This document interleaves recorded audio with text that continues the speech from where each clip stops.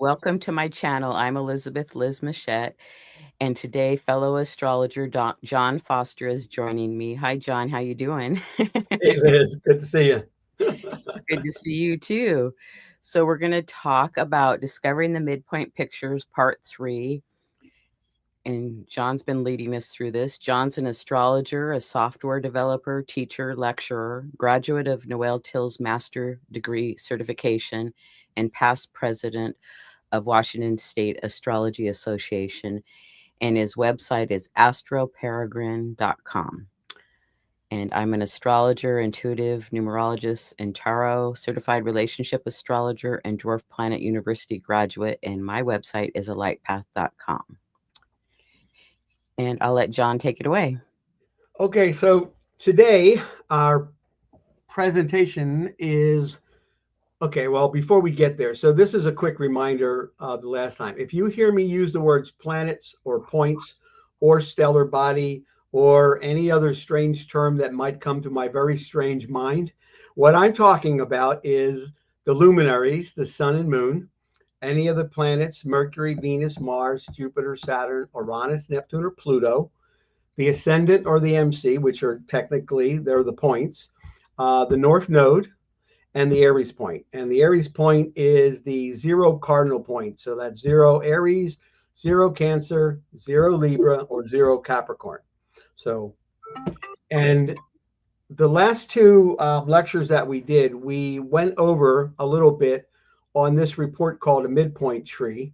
And we use generally a 90-degree orb or a 45-degree orb. So I'm going to be taking little snippets from this report, and those are going to be on each of the examples so that you know where they came from. They came from a report that looks like this. And if you don't remember what we discussed about this, you can go back to one of the earlier midpoint lectures and enjoy yourself as you learn about them. Okay. All right, so today what we're going to talk about, as promised, is we're going to zero in. So prior to this, we talked about midpoints and midpoint pictures kind of in general. And I've teased off and on about there's four that are considered to be the most important. And of course, most important is with quotation marks, and it's relative because, you know, if you are a very I don't know, Neptunian person, and you have a whole tree full of all kinds of Neptunian midpoints, then that's going to be more relevant than possibly these four. But as a general rule, you always want to look at your list that you just saw, and you're going to want to scan it with your eyes to see if there any of the planets make any contact with either the sun, moon, with the Ascendant MC midpoint, the Jupiter Pluto midpoint, or the Saturn Pluto midpoint. If you see any relationship to any of these, you want to hone in on it and say, okay, I'm going to look at this because this is going to give me more insight as to who's coming to dinner. It might suggest things about what happened in their earlier life that you can then hone in and ask them a question about, which then will create a more meaningful dialogue in your consultation. Okay, let's go to the next slide. And I want to ask a question. Can you just briefly tell us how we get to a midpoint? The midpoints are on that. Go back to the list that we had. So on this chart, it's broken down into buckets. So you can see that there's a bucket at the top there on the top left, and it says the sun at the top. And then below that is a list of midpoints. So for example, this one says sun, then it has Saturn, Pluto, then Uranus node, North Node, and then the North Node and the Ascendant. Each of the ones below the planet are midpoints. Okay. So on this report, this is where they show up. On the original list that I show you, they show up differently because of the way that the layout is. But I've been tending to go to the ones that are a little bit easier to see for most people and don't create a lot of extra eye work. Okay. Thank you. Does that make sense? Yes. Okay. All right. So let's take a look at the sun moon midpoint. This is the one that Noel used to drive in home. We used to, in fact, have to calculate this manually if we didn't have the reports, which we have now. And then we would take that, and on our printed out chart, we would go over and make a little mark between the sun and moon on the aspect grid, and we would write down what the sun moon midpoint was. That's how important the sun moon midpoint is. And if you look at the sun moon midpoint and you see what it represents, you understand why. Because number one, the blend represents your core essence. Your sun, and we'll get into this a little more later, your sun and your moon, put those two together, and everything that happens in your life and in your chart is directed by the sun moon. Okay, that blend of energy is what causes everything to happen. All of the other planets come and serve at the benefit of the sun moon. Okay, now we tend to get away from thinking about this way because of our newer approaches, or maybe we're thinking about things more in terms of a traditional line. But from a psychological standpoint, your key drivers are your sun and your moon. So the sun represents your ego, your identity development, your life's purpose, and all of the other things that you've learned through your astrological journey. Those are all part of your sun. And we know, if we just think about the sun in terms of the solar system, it's our main star. If we did not have the sun, would we be having this lecture today? No. No, we wouldn't. Our solar system would not exist as it is. This is how important as the sun is. And the sun, obviously, everything that we see on this planet, everything that we see up in the cosmos, whether we're looking at it through a telescope or otherwise, we see because the sun has sent its light out and it permeated the entire solar system. Because if it wasn't for the sun, we wouldn't see anything. It'd be total dark blackness. Okay, so this gives you an idea, even in this modern day, when we're looking for all of these extra ancillary things to find out why my chart says this, and we're looking for these key special points, please, please, please don't disregard your sun. Okay, now your moon takes the sun and reflects it, gives it form, gives it shape. And the moon represents your need for, we know, emotional fulfillment, but it's also it's kind of like taking a light and putting it through a lens. So your moon is like kind of like the lens of all of that sun energy. It's a little more than that, but just as an example. So the moon is very important. So you have ego development, you have emotional fulfillment. If these two are working together, you're probably going through life and feeling pretty good about yourself. If these two are not working together, you're probably at cross odds with yourself. Either you're not sure of who the heck you are, you're not sure of why you're here, you don't know what your purpose is, or you think you know your purpose, but why isn't it giving you any dang on emotional fulfillment? What's going on with that? Why is there such stress and tension? Okay, now, to the degree that your sun and moon, which also represents the masculine and feminine energies in the chart, to the degree that those are in good, they can suggest relationship fulfillment. Masculine, feminine, put them together, you got relationship fulfillment out of that, right? Okay, if they're at odds with each other, relationship fulfillment could be a challenge. You could have a really great seventh house, have a ruler of the seventh house looks good, but if your sun moon is out of kilter, guess what? Somewhere back in those early days, you did not have a good parental role model. And that parental role model got in the way of your sun moon optimizing those energies. All right. Now, what we often say is this, and this is why it's so important. Any natal contact, any planet, obviously not the sun or moon because they're already part of the midpoint. Okay. But any planet, Mercury, Venus, Mars, Jupiter, Saturn, Uranus, Neptune, Pluto, the North Node, very important.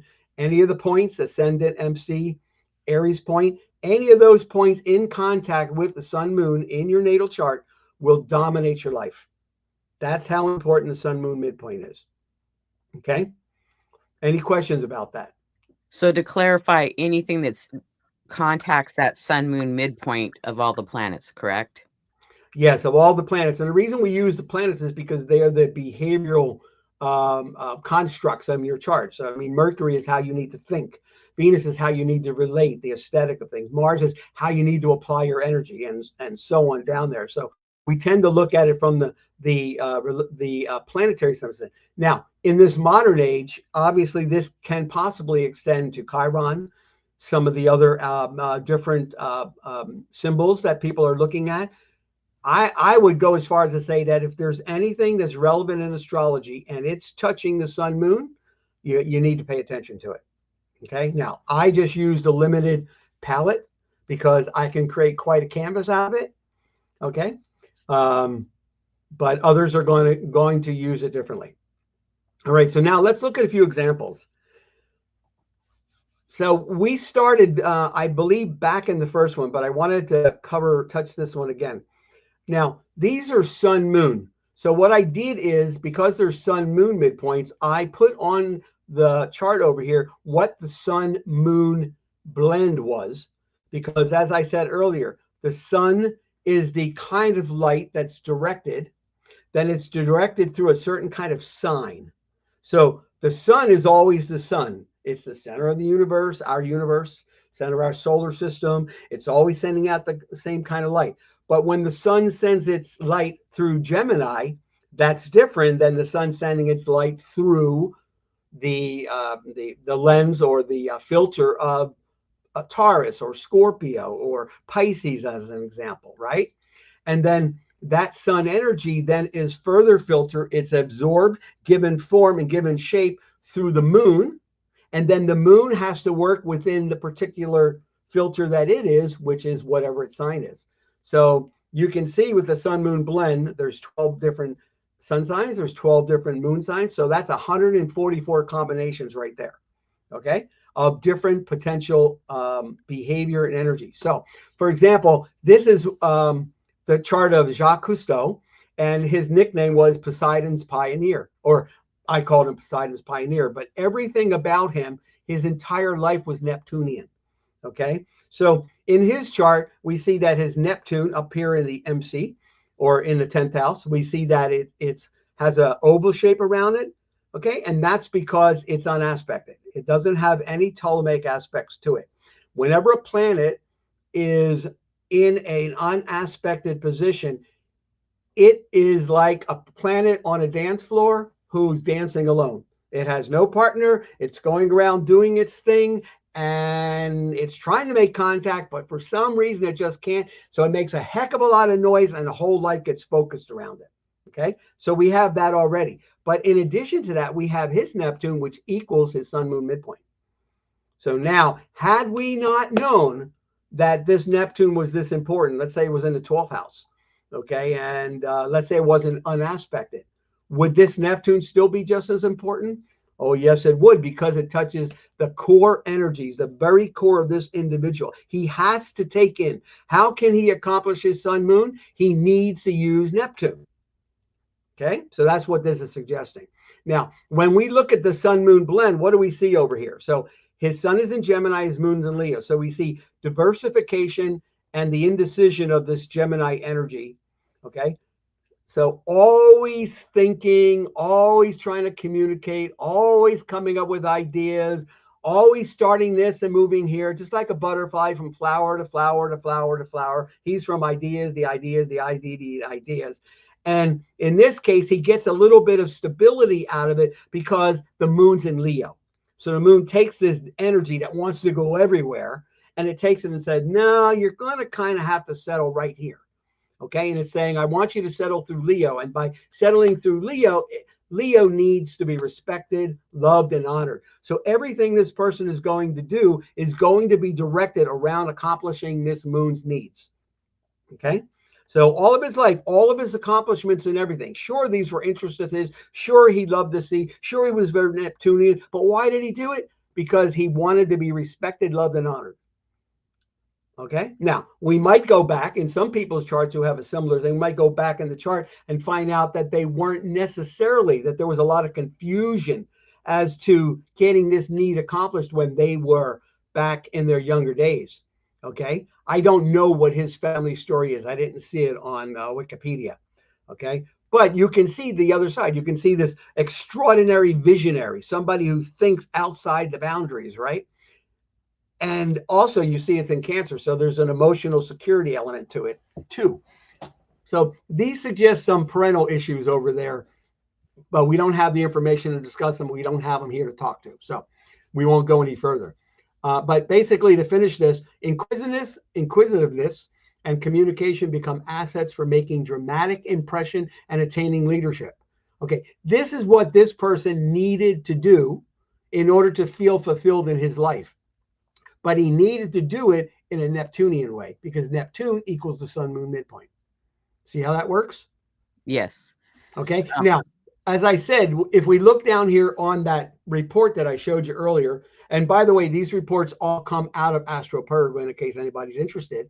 I can give you a demo and show you how it works. But you'll see here that Neptune is showing that it's unaspected. There's a little green square around it. So when we look at the report, we see the same piece of information.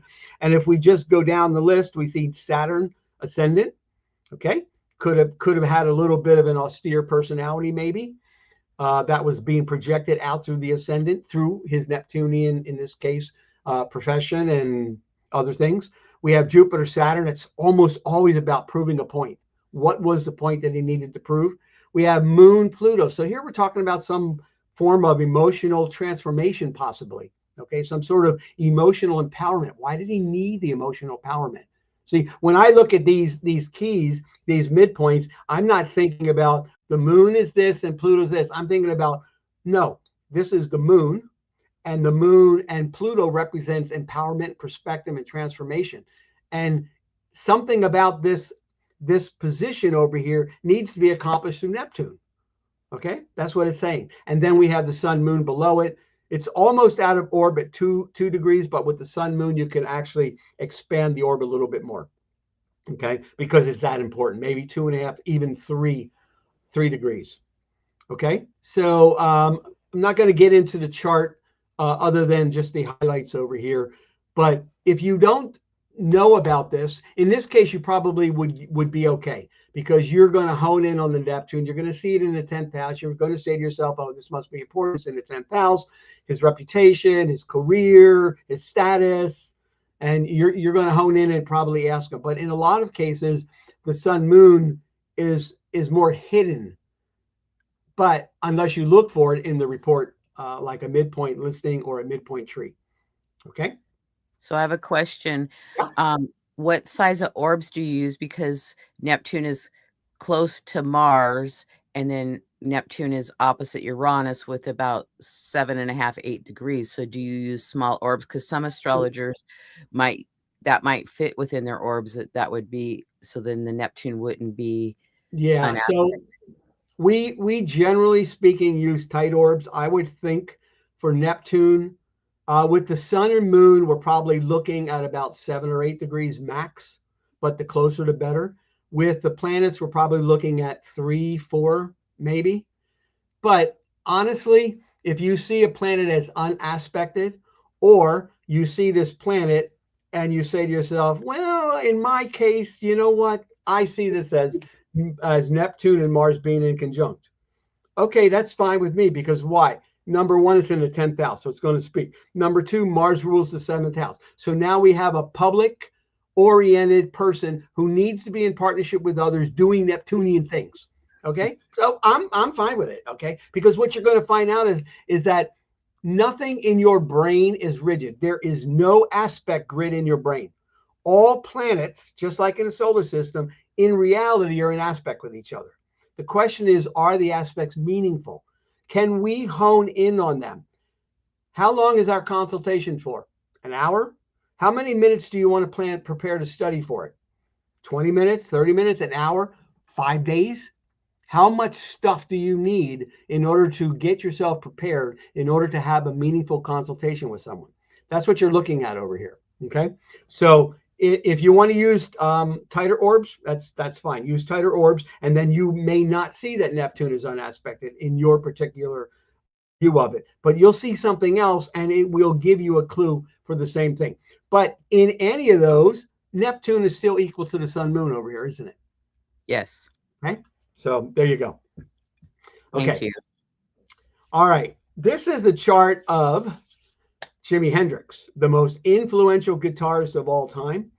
And it's the same thing. In this case, now, before we saw the guy who did everything in the water, he developed the aqua lung so he can breathe in the water, and he helped create submarines for traveling underwater, and he created different devices for communicating underwater. Okay, those are all Neptunian things, right? Neptune rules the ocean. Okay, Neptune also rules music and other different forms of art form. Okay, so in this chart we have Neptune again equals the sun moon midpoint.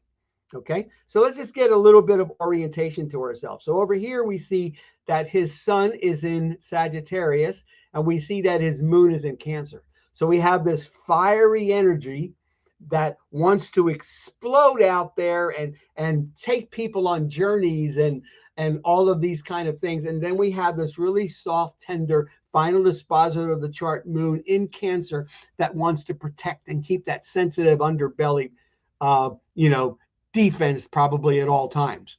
Now, why would it need to do that? Well, that would be a question we would ask during the consultation, but let's put that aside. So the sun and in Sagittarius and the moon in Cancer suggests that there's a rapport between assertive thought energy and the expression of emotions. Okay. Now, for those of us who grew up with Jimi Hendrix, think about these words when you're thinking about the kind of music that he did and the powerful way that he would play that instrument and why he was one of the most influential guitarists of all time. If you can think about that, you'll understand that this hits it right on. So there's a highly intuitive, poetic, sensitive adaptability. Emotional approaches are readily understood because, hey, he's got moon in Cancer. My goodness, he doesn't get any better than that for the moon. Okay. But there's a gullible, fascinated, always fascinated with the new. So in his case, the challenge is to focus it all on the realization of something practical as well as something emotionally secure, moon and Cancer. Okay, so everything he's doing out there in the outer world is to shore up something on the inside of him. Okay, so all of this fame, and you'll often see this, people overcompensate in their life in the external as a response to the insecurities that are underlying inside of us. So again, as the inner, so the outer. But in this case, you'll see it. You go over so many of the most famous people in the world, and you look at them and you go, oh my God, I can't believe what they achieved and all that. And then you talk to them and you find out just how insecure they are. Noel, God bless his soul, would tell us about how insecure he is to this day, when he was alive, of course. And he was one of the most accomplished men I've ever known. From the opera career of 30 years to the almost 30 books that he either wrote or assisted in writing, to 30,000 charts of consultations, to all of the different lectures and speaking. And he would go up onto, because he had a moon in Leo in the third, but he had a 0 degrees Cancer ascendant. Okay. And he would go up there and he could cry on the drop of an emotional word because of the sensitivity. Now, some people accused him of just trying to be overly dramatic, and there might have been part of that because of the moon in Leo. But you catch my drift. So in this case, his Neptune is going to do the same thing. It's going to say, okay, I'm going to help you accomplish your sun-moon blend, but through a Neptunian way. And in his case, the Neptunian way came through the influence of his father, I believe, which was in the music, which is, again, a Neptunian thing. Okay. Now, Neptune also in this chart happens to rule the third house, which is what? Music through communication. So it has a lot to do with song, singing, and words and lyrics and all of that kind of thing. So there's a whole bunch of stuff that's in here that we could extrapolate. We could do a whole hour presentation on this one chart, but we're not going to do that today. I just want you to see that in this case, if you didn't have the sun moon sitting over there, it's not quite as obvious. Okay. In fact, it doesn't even, it just looks like Neptune in the ninth house. Okay. But when you put the sun moon midpoint on the chart, and it's very clear to see, oh, okay, I need to pay attention to this, and I need to pay attention to what it rules. Oh, it rules the third house. Okay, I see. So the third house is going to be involved in whatever this Neptune stuff represents in this particular person's chart. Then you start to do your analysis of it, but you're keeping that in the back of your mind the whole time, maybe in the front of your mind, because it's that important. Okay, questions? No, that's great. Thanks. Okay. And this one I may have showed, but I have been a big Anthony Robbins fan since the very first day he came out. And I followed his life and his ups and downs, mostly almost always up. I mean, he's a multi-billionaire now, and I think he's on or part owner of close to 100 companies, and He's one of the most biggest philanthropists in the world right now, and he's been this way. And what's interesting is that in this case, let's look at his chart. Now, I've wrote up here that your past does not equal your future for two reasons. Number one, we can't get enough of hearing that expression because we tend to live in our past. But by living in your past, you oftentimes see the negative of that and not see the potential of the future. Okay. And Tony Robbins was all about releasing that power that is within you. And there's a lot of other midpoints in this chart, but we're just going to touch a couple of them today. So let's look at the chart. Okay, so we see that his sun is in the 5th house. His sun rules the 11th. Really nice if you're going to be a big time speaker, I think, and be involved with groups and associations and boards and all of this kind of thing, and advising presidents and the biggest business people in the world. And I think that's a pretty good place to have it. And then his moon is in the 7th house. Now, his moon, as you notice, is in Aries. Okay, so right away that should bring something to your mind. I'll when I read the sun moon blend, I'll read it in there rather than here. But we do know that this person needs to be a public person about whatever it is. He needs to be out there in the public. He needs to be getting his emotional support through working through the public and or through partnerships and other people. And in his case, in a big way.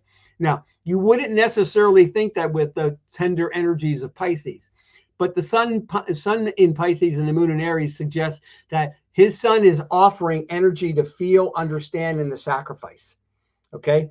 This is truly a man who can, when he's with you, will truly empathize with your story and your narrative and try to help you. Okay. But what's interesting is he focuses this sensitive energy with this blazing need to be number one. Okay, because the moon in Aries, when you see that, no matter who the person is, you're thinking, oh, this person needs to be numero uno. Okay, somehow he needs to be a leader. Somehow he needs to set himself apart. Somehow he needs to be seen as being it. Okay, now underneath, and notice what it says underneath the bravado. When he was in high school, he wasn't quite who he is today. This is all born of him overcompensating for the lacks that he had in his earlier life experience. And he talks about that in there was this little autobiography that somebody did, and he talked about his high school days and all that, and on and on. There's a lot here, but if you look at the bucket, and you look at if you're looking at his midpoint tree report and you scroll down, you'll see that his sun moon is equal to his Aries point. Now, we said that Aries point is a sensitive point. And what does that suggest? That suggests that whoever he is as a sun moon he's going to become known for that, and often in a big public way. And it often can represent somebody who becomes tremendously popular when it's aligned with the Aries point. Okay. And all of those are exactly who he is. Okay. So you take the sun moon energy of this guy, you plug it through this kind of almost what's the word I'm looking for? Like a beam from one of those Star Trek movies, and he beams down into exactly where he's going to be in life. And this energy is the beam, and he's throwing fluid, and he's turning every bit of it into every possible thing that it can be. Now, there's a lot more. Notice again, we have the moon Pluto thing here.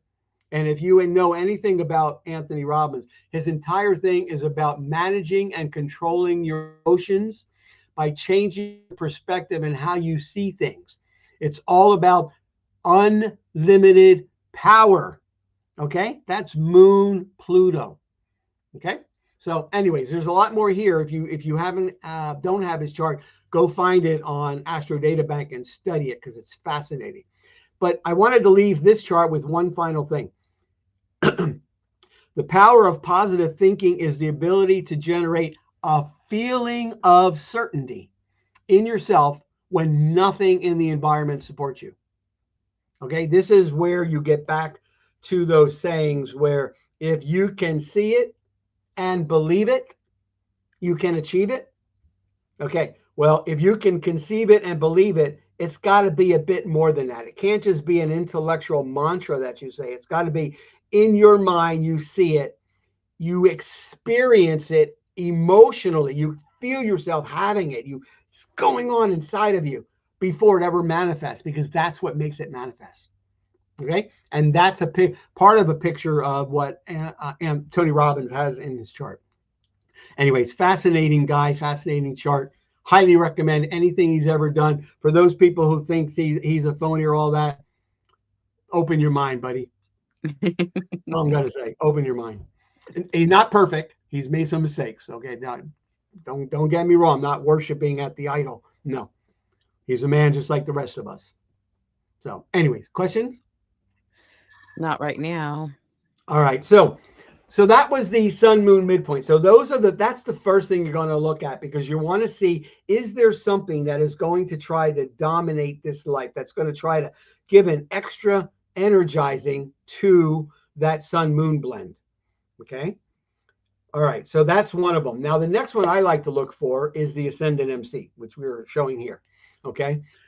Now, why is this important? Well, over the years, I've learned to realize that the Ascendant axes and the MC axes, those are all our points of contact with others.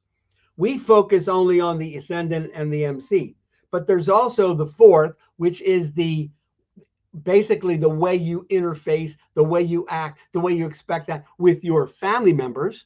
And then the seventh house is the way that you are expected to operate with the public. Okay, it's the way that they're anticipating you and the way you actually do.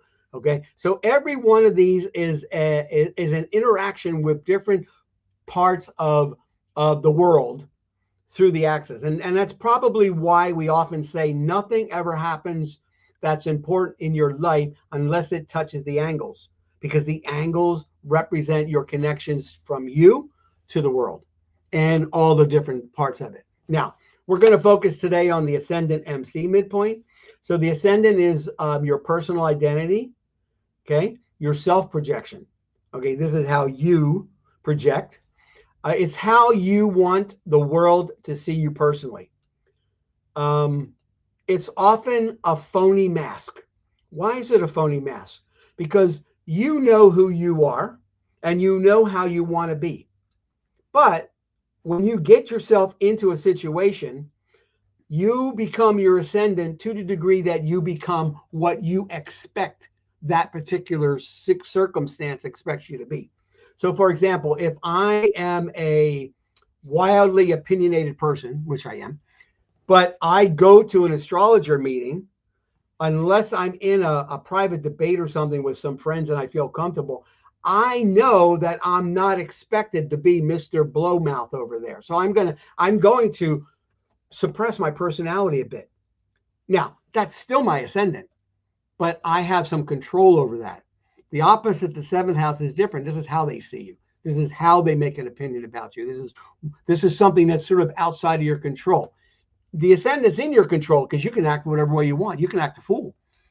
Okay, you could act like a renegade. You can act like a cowboy, and people are sitting there going, "Yeah." Okay, and they can be gruff and mean and whatever. Okay, or you can be very soft and sweet and Libran, and everybody sees you and go, "Oh, I really like this person. They always are so fair and okay." Or you can be a Leo, and you expect the world to worship you, like me. Okay, in my younger life, I thought before I understood astrology, okay, I have a Leo Ascendant. I always thought I have something special to give to the world. I didn't know what it was. Okay, but that's the way I thought. Isn't it interesting that Leo on the Ascendant generally has a kind of a feel like that? Okay, but all I wanted to be was love. That's it. Just love, honor, respect me, and I'll make the mountain move for you. Okay, so to speak. All right, so too much about that probably. Now, so the Ascendant is your personal self-projection. The MC is associated with your professional image and status. It's also another public projection, but it's how you want to be seen professionally. It's how you want to be seen in the world. When you see people that are going out and buying expensive cars and making sure that they look a certain part and all that, that's part of their MC. Okay, as an example, because there's a certain status and image they're trying to attain to. Okay, this is your reputation whether it's good or bad. Okay, it's those types of things. All right. So now, if you blend both of them together, what I've come up with is this. This is my own word, verbiage. It suggests a sense of being at one with oneself. When these 2 points are working together, I think of it as truly being seen, because I am putting myself out there as I want to be seen, and the world is honoring me in my profession and my reputation and my status and giving me that back to me. So if you put those two together, you're going to feel pretty fulfilled. And since these are kind of an outside view of looking in, this is being seen. Okay, so when these two work together, this is how you can be seen. So a planet contacting the Ascendant MC colors how you go about doing that. Okay, and also whether or not it's going to be easy, because maybe there's some challenging aspects to your Ascendant MC. Like I have Uranus right on my Ascendant. You know, that might probably modify that to some degree. I also have Neptune square it. Okay, can you say identity confusion when I was growing up? And you would be right. Okay. All right, so we're going to do the same thing. We're going to look at a couple charts real quick. We're not going to go through the Sun Moon blend because, oh my goodness, we're at 346. Because this is not the same sort of thing. We're not in this one. We're not trying to accomplish our core. We're just trying to be seen for who we are. So this is the chart of Bill Clinton. You know, one of our presidents who everybody considered him like Uncle Bob, the guy who lived next door. And of course, he had his different issues. But what I've always felt about this guy is he could get over there and get on TV and he could make you feel that he could feel your pain. He could sit there in front of it and make you feel that things were going to be fair. Libra Ascendant. He's got all that first house Libra stuff. He would make you feel that he was going to do and make everything work out for everybody. And he had this charismatic connection. Mars, Neptune conjunct the Ascendant. That's extreme charisma coming out, which we know he had. But he also has the moon, his emotional needs in Taurus. Okay, so in Taurus, what do we know about the moon in Taurus? This is the need to preserve security, to keep things as they are, or as you suppose they're supposed to be. Okay, so somebody with a moon in Taurus, you get him to have a particular stance on something, it's going to be very, very challenging to change his mind about something. Okay, so this is a person who, once he settles on something, well, it's settled. That's it. That's right. Period. Okay, and his moon is accomplished, and he is best being seen because he has the moon equal the second one there, Ascendant MC. Okay, so to me, this was a reinforcement of he wants to be seen as the guy that can take care of everybody, that can keep things balanced, that can keep things fair. Okay, and you know, you can say what you want politically, it doesn't really matter. We're looking at him as a person. If he came to see you during a consultation, you would have probably had to bring this up because this is a key part of the chart. And also notice that he does actually have a very important sun moon midpoint. Where's it at, Liz? It looks like on the 10th house cusp. Right on his 10th house. Okay, and it's, I would say, because he's the president, and this rounds off to 6 degrees, his MC equals his sun moon. Everything he was needs to be professionally orientated out there so that he needed to be the president of the United States in a way from his perspective. And again, if you go back, and the reason for all this overcompensation and for some of his later problems that he had was because his mother raised him in a whorehouse and in bars. Okay, so he was surrounded in this environment where he didn't get to feel very good about himself, but there was a lot of sex and drugs and alcohol. Okay, and these were the stimulants that created the guy who became a president of the United States. Not an easy thing to do to become president. Only a few of them have ever done it. Okay. Okay, any questions? Yes, there's a lot more there, but we're not going to cover those. I leave that for you. Okay, this is Kurt Cobain, who was the influential frontman, iconic grunge rock band for Nirvana. And it's a similar sort of thing. In this case, we see in the 8th house over there, if we look, we see the North Node is equal to, amongst other things, the Sun Moon blend. Okay. Whenever you see the North Node in the beginning, we know that we have to talk about mother. Okay. But we don't know much about his early experience with his mother.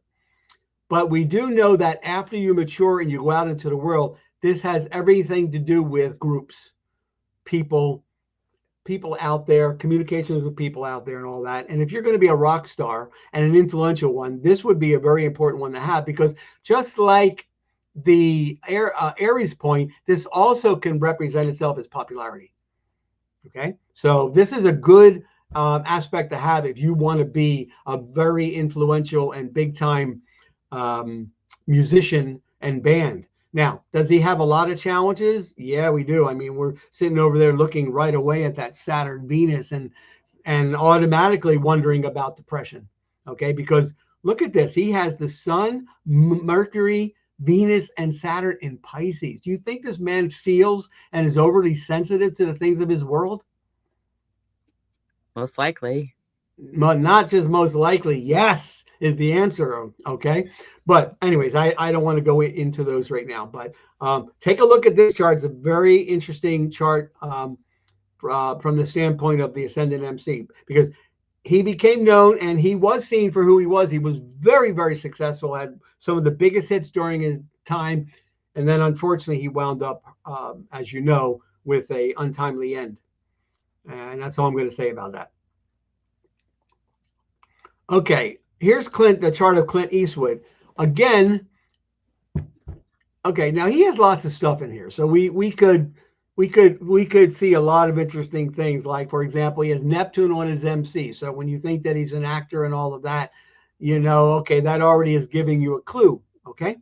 But that's not what we're here to talk about. So in this case, we see that he has Venus equaling to the Ascendant MC and also Neptune Ascendant. So his Venus is a very important part of this chart. And I believe his Venus also equals his Sun Moon. So his Sun, it equals his Sun Moon, and it also equals the Ascendant MC. Okay. So this Venus and what it represents in terms of his 7th house, 11th house, and 12th house. Okay. So this is where his Venus is in the 8th house, but it rules the 7th. So right away, there's a public dimension of it. You can see the Mercury over there in Taurus. Okay, so we already have a communication channel with it, although it's retrograde, so there's a counterpoint to it. We see his Sun in the 7th, so he needs his purpose and stuff to make its way through, and so on and so forth. So this Venus is very important. It's at his Sun Moon midpoint. It's also at his Ascendant MC. So if he wants to be seen for who he is, he needs to be very Venusian. Now, Venusian, Venus and Neptune are very good signatures to have. You're going to be a very successful actor. Okay, that's all I'm trying to say about that. Okay, any questions on the Ascendant MC? Nope. Okay. All right, now we're going to get into two of the most important midpoints that you can have. And the first one we're going to look at is the Jupiter-Pluto midpoint. So Jupiter brings together one's hope for reward. When we look at Jupiter, Jupiter is your need and your hope for reward of whatever that is in life. You know, we often see it as opportunity. We see it as expansion. We see it as, you know, like Sagittarius, like shooting the arrow out there and, you know, the sky's the limit kind of a thing. Okay. And Pluto is all about empowerment. But how does it do the empowerment? It does empowerment by changing your perspective about things. Because if you think about it, empowerment, Pluto, it's all about the mind. Okay. If you can change how your mind views something, then your behavior will change as a result of that. So Jupiter Pluto is a very empowering Jupiter. Okay. This brings things bigger. It's like, how much more, how big, how far is this going to go? Okay. It suggests what one wants and also how to get it. It always promises tremendous self-protection because of the way Jupiter-Pluto works, and resourcefulness, because when you know that you want to bring something into your life, Isn't it interesting how you figure out a way to make it happen? Well, that figuring out way to make it happen, that's resourcefulness. And some people are more resourceful than others. And the fascinating thing is frequently in the charts of very successful people and prominent people. I put in here, see its close cousin, Sun Jupiter midpoint. Okay. All right. So I don't remember if we talked about it, but Harrison Ford actually, you want to look up his chart because I believe he has, if I'm not mistaken, all four of the big midpoints in his chart. Okay. All four. So in this one, we're concentrating on the Jupiter Pluto, but look at this. His sun is equal to his Jupiter Pluto. So right out the gate, it's saying, I am going to come along and make you very, very successful by being your sun, whatever that is. And in this case, his sun is in Cancer. It's in the 10th house again. Okay. So there we go. It's going to all be about career and status and family status and all that. Of course, the sun in this case, what this man that you're seeing here, this sun energy, this is all about energy to connect and protect oneself emotionally. Okay. So everything he does is going to be sending out this energy through his chart and saying, okay, so my sun energy that I'm sending to you, moon, oh, you're also in the final dispositor. So my sun and my moon are both in Cancer. So this chart is going to work overtime to make sure that he gets the kind of emotional security that he needs in order to be able to be most successful. Okay, that's his chart. And it's all in the 10th house. Okay, so it's going to be accomplished probably through a career. Okay, now the interesting thing about him is that he never wanted to be an actor. He was accidentally brought into the profession. And of course, we could go through his chart, and I can show you that most of the stories that he created are represented in the midpoint pictures, the four big ones that he has in his chart. But that I'll leave that for another lecture if I ever decide to do it. But the point about this one is, if you ever see Jupiter Pluto, you immediately are thinking to yourself, okay, this is a point where this person has a chance of bringing potential prosperity, potential prominence. Now, you have to keep it at the level that they're at. So if you see somebody who lives in your neighborhood and the level of their success extends to having a really big family and but doing well financially and living a good life, okay, you don't come out there and say you're going to be a very famous actor. No, that's not what it's saying. What it's saying is you will be successful in the environment that you have placed yourself in. Okay. And in order to become more successful, your mind and how you think about things will become more empowered in order to make it happen. Okay. So level is very important. Okay. So that's Harrison Ford. John Travolta, very big in the disco days, as some of you might remember that time. He has, well, let's just take a quick look at his chart. He has Sun in Aquarius, but almost it's like it's right at that doorstep. It's like right between the door and it's saying, okay, I'm so done with Aquarius. I want to get to Pisces. Okay, that's where it's at. That's how I look at those things when they're at the last degree. And his moon is in Virgo. So we see this energy that needs to innovate, to intellectualize, to be different, okay? And maybe even be iconoclastic. And think about the various roles that he played as an actor, okay? Then we have the moon in Virgo. So that moon is like, he's going to take his role and he's going to tear it apart and discriminate, pull it apart, make sure he's doing everything exactly right and according to how he thinks it needs to be done, okay? He's going to be one of those guys that tears things apart there. Okay. And in his chart, what we see is his Mars, which is in the 5th house, which is the ruler of his MC. So his MC ruler is in the 5th, in Sagittarius, high-minded, in fire, wanting to make things happen, in 5th house. This is performance oriented. This is a lot of actors have their 5th house is very active. Okay. And so it's in the 5th. And notice also, not only is his Mars equaling Jupiter Pluto, which is at almost it's almost at the ascendant, it's in the 12th house, but his Mars also equals his Sun moon. So this guy needed to become known for his Mars in Sagittarius. Now think about his roles. His roles were prominently as a dancer. He had that big set of series as sort of a nice guy, likable, lovable gangster. okay, and other roles. But in every role, do you know what he started off with? He started off doing commercials for funerals. Yeah. I did. Well, that was interesting, but and if you ever see many of his roles, doesn't he feel like he's sort of either a Cancer ascendant or a Libra ascendant? Because he's just so nice. You can relate to him, even when he's killing somebody. You can somehow relate with the guy and say, well, yeah, I guess he should be doing that. This kind of thing. He just has this persona. But in his case, you would already see that this Mars, if he's come and say to you, I'm thinking about being an actor, or doing something, maybe it could have been a teacher. I don't know. That's another potential for there. But if he comes to you and he's saying that, and you look at his midpoint tree, then you're going to say to him, yeah, and I think you could be very successful if you really put your mind to it and you accomplish this moon in Virgo. Okay. All right.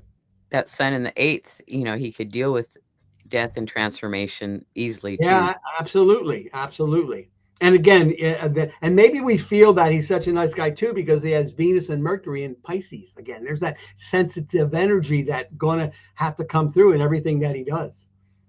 Even when he was in Greece and all that, he was this big tough guy. But when you got him apart, what was he? A Cancer ascendant or a Mercury and Venus in Pisces? He was this watery schmilly thing. But as soon as the guys came, he was like, oh, yo, I'm big tough guy over here, because he had to put that out there. That was his phony persona that he put out there in order to make people think that he was tougher than he really was. Okay, next one. And then I put on here Sean Connery because, again, another guy who was very successful, that's true, but he was a very likable guy in every single role that he ever did. That's what, every time I saw him, I always thought he had like a Libra ascendant or something. Because he was so likable and he had this character. But the more I got to learn about him and his life experience and that, that Saturn on the ascendant was there, but that Venus equaling Jupiter, Pluto, and again, it's interesting. It is in Libra, so it's that final dispositive chart. So it is a very important part. His rules in 9th house, international fame, so on and so forth. But his Venus, whatever that represents in his chart, or in anybody else's chart, it's going to get helped along by saying Jupiter, Pluto wants to help you. Okay, I want to make things bigger. I want you to help you get all that your Venus wants to get. Let's change your mind about what you think you can accomplish through your Venus. Okay. All right. Questions? Nope. All right. So the Jupiter, Pluto is kind of the easy side of it. When you have that, you're like, oh, thank God. It's like a gift from God. Okay. Saturn, Pluto. This is a tricky one, but it's also very important. So Saturn brings together what we like to term, take everything you know about Saturn, all the limitations and the boundaries and the rules and the laws and the authority and all that. And if you can put it in one expression to make it easy to think about, necessary discipline. Somebody is trying to say, these are the rules. In profession, these are the rules. In a church, these are the rules. In family, these are the rules. Okay. So we like to think of it as necessary disciplines, things that you need to learn in order to bring your ambition to fruition. Okay. Because if you, at least in times past, if you worked against society, you generally didn't get rewarded. Now we're in a period where the more chaotic you seem to be, the more you seem to get rewarded. But that will eventually change. Okay. That's the only political thing I'm going to say. So Saturn brings together necessary discipline and Pluto empowering us. And now imagine discipline, and now we're making it stronger. Okay. Imagine we're giving you a heart treatment in Jupiter, Pluto, and you have just enough of what you need, and it makes you feel better. Saturn, Pluto is like, puts a little bit more in there to amp. It says, well, if that's good, let's amp that up a bit and let's just get this thing done and finished and over with. Okay. And sometimes it could mean over with. Okay. So this is deep change, perspective, or you spend your life. Well, we'll talk about that a little later. So this Saturn, Pluto midpoint can represent achievement through or after much hard work and discipline. It's not easy energy. It often suggests experiences of extreme difficulty, and often the success is because of having to go through this. It's what we say, the expression, Um, if if this doesn't kill you, it will make you stronger. Okay, this is your Saturn Pluto midpoint. So if you have this in your chart, you're probably not happy with it. But if you can learn to live with it and use its energies, this will help you often get further along. And this is another interesting thing. Like, did Jupiter Pluto help Harrison Ford, or was it his Saturn Pluto, which I can't remember, but was it on his Neptune or on his Ascendant? Was it because he had to really work hard at his craft, especially since he was a guy who didn't even want to be an actor? Maybe he had to hone that particularly. I don't know much about that, but that's an example of how to think about it. It frequently suggests deeply held secrets, taboos, or skeletons in the closet. For example, if you have your Saturn Pluto on your Aries point, what did we say about Aries point earlier? If something's on the Aries point, it wants to get out. You want to become known for. Okay. Often when you say to someone who has an Aries point equaling Saturn Pluto, say, tell me about those skeletons in the closet. They will come out and be happy that you're giving them an opportunity to tell you about what happened in their earlier years of what they consider to be the skeleton in the closet. Okay. So this has happened to me on a number of occasions. I was shocked because, again, I learned from Noel and he said, trust me on this. And I trusted him. Okay. But it also has to do with anything Pluto, anything Saturn, anything tough. I mean, this could, in a country, this is probably a police state, okay, or some other horrible thing. So this horrible energy on the surface is designed around to help you bring out everything that you can be. But for some reason in this life, you got to really work your butt off to get it. Okay. So let's take a look at a few charts. The greatest, considered to be the greatest of all time basketball player, Michael Jordan. Okay. He has a number of, I think he has, let me see here. No. Yes. So he has a number of midpoint pictures. He has his Jupiter. Oh, no, he doesn't. Take it back. Okay. So his main midpoint picture is he has almost an exact midpoint picture between Sun equals Saturn Pluto. Okay. Now his sun is in Aquarius. So here we have those iconoclastic energies, these energies that need to innovate, to do things differently. And think about all the things that if you ever watched Michael Jordan in his heyday, he came up with moves that before then never happened. And he was known for this kind of thing. But go and read about his work ethic, about how he got to the gym every day at 4:30 in the morning and worked on and boom, boom, boom, and how this work ethic inspired. He had to work his butt. He had an extremely disciplined regimen in order to become. He had an extremely disciplined focus on his ambition. He had big goals in mind. His goals were to win many, many, many championships. And he won 6 national championships, ton of most valuable player awards, either for the season or through the thing. And in fact, I don't think he ever lost a basketball championship he was involved in. He broke many a Seattle heart, Utah heart, many other teams' heart. But the key on this chart is, and if you don't bring it up, if you look at this chart, you don't see the Sun, Saturn, Pluto just by looking at this chart. At least I didn't. Maybe you have a different lens that you can look at it through. But the biggest and known to be the greatest all-time basketball player of ever has this particular thing, and it's almost exact. That's the key about it. It isn't 2 degrees away, and you're fibbling, going, "Well, is it a midpoint or is it not?" This is a midpoint picture. Okay, any doubt about it. It's 1 minute. Okay, it's exact. All right, that's that one. Okay, Martha Stewart.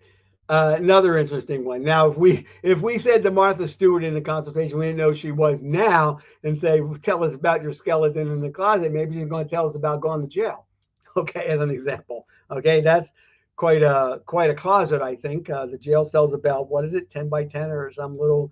The jail cell is smaller than probably her smallest clothing closet, as an example. Okay, so you look at her chart, and we see 2 midpoint pictures. One, she's got him at the Aries point. So The good thing is that she's got the Aries point equaling her ascendant MC. So who she wants to be seen as and be very popular for being happened in her life. And then what happened later in her life? Well, everybody in the world saw her being brought down and being convicted of some, some little thing that, quite honestly, probably most politicians get away with and do all the time. To me, she should have got a slap on her hand at best, but okay. But she had the Saturn Pluto, so all of that tremendous hard work wound up landing her in jail as well.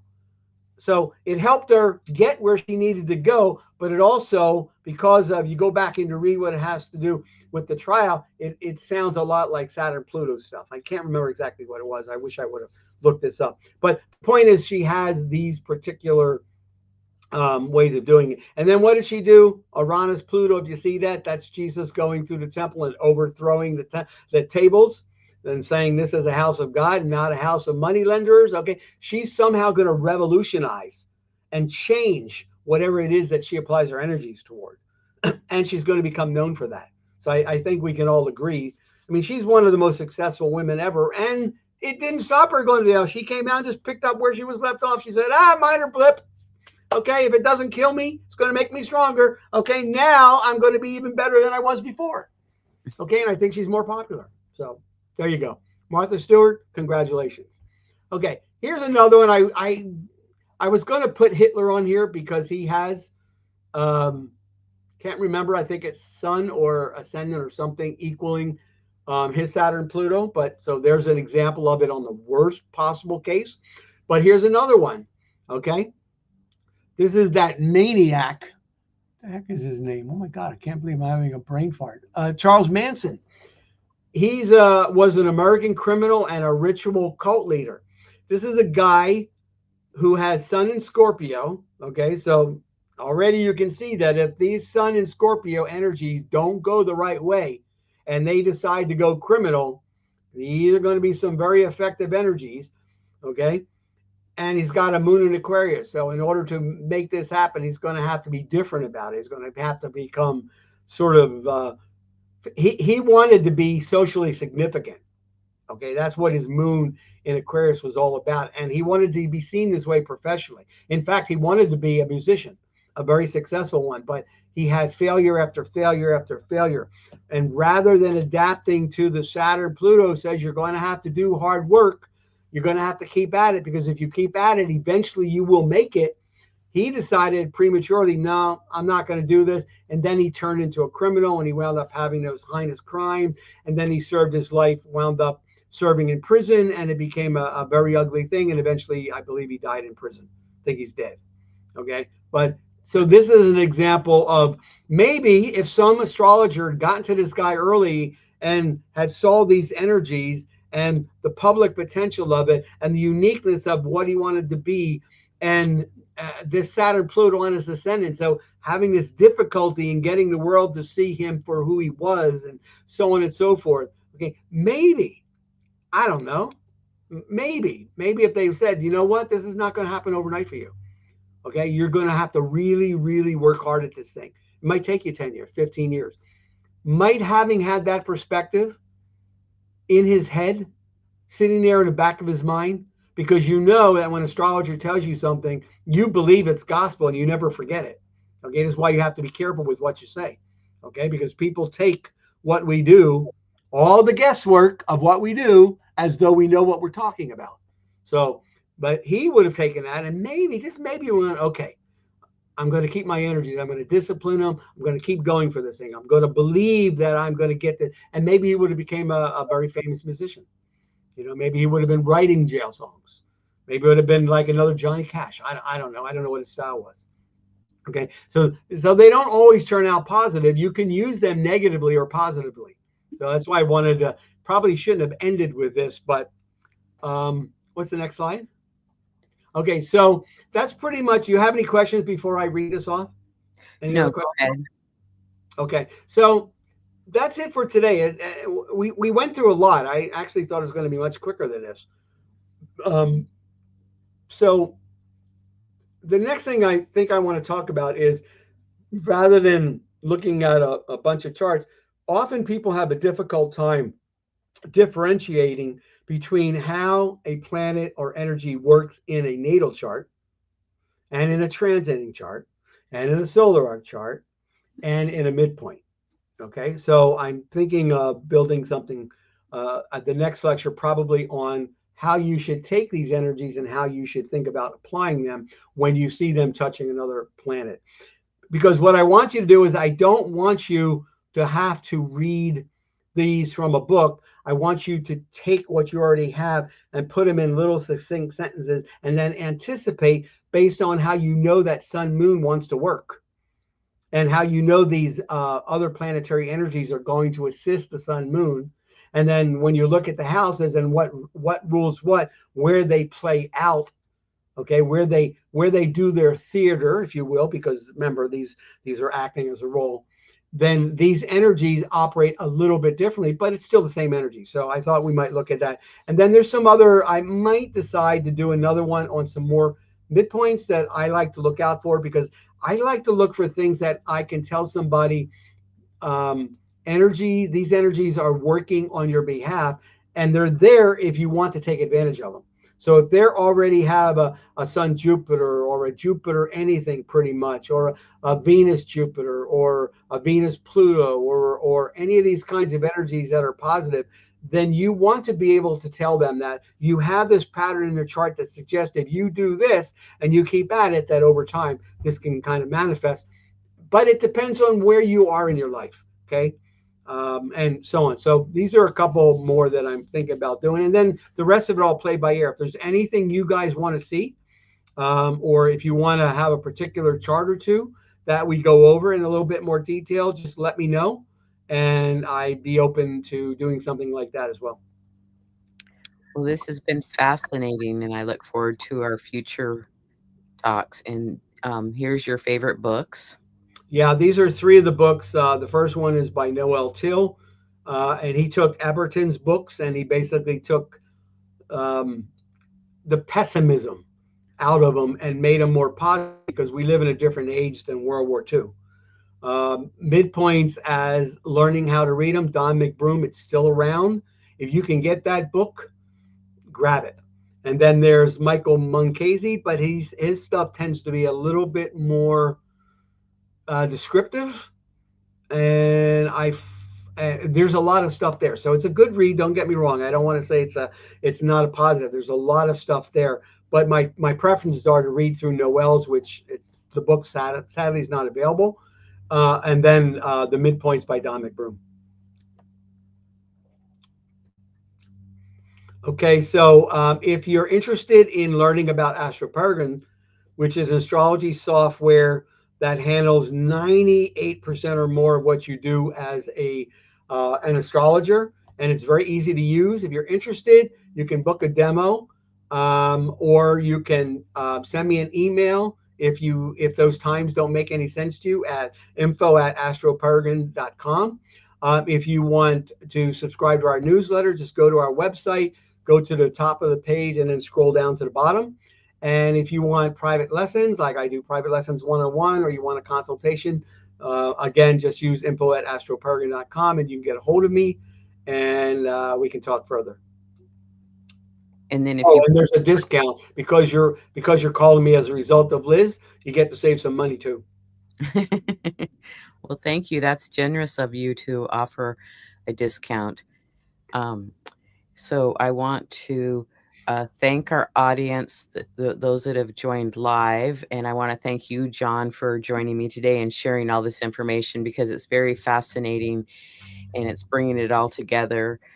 And I really like that. So, and thanks to those that come and watch in the future. And I have a few finishing slides. Is there anything else you want to say, John? Nope. If you, like I said, if anybody has any questions, just send me an email at info@astroparagon.com. And I'd even be willing to ask questions if they have questions about any midpoints or anything. Perfect. And I offer a lot of other shows to choose from. There's Uranian astrology, and there's Venus star points, fixed stars. And so there's a lot to come back and see. And we're going to sign off and say goodbye for now, and we'll see y'all next time.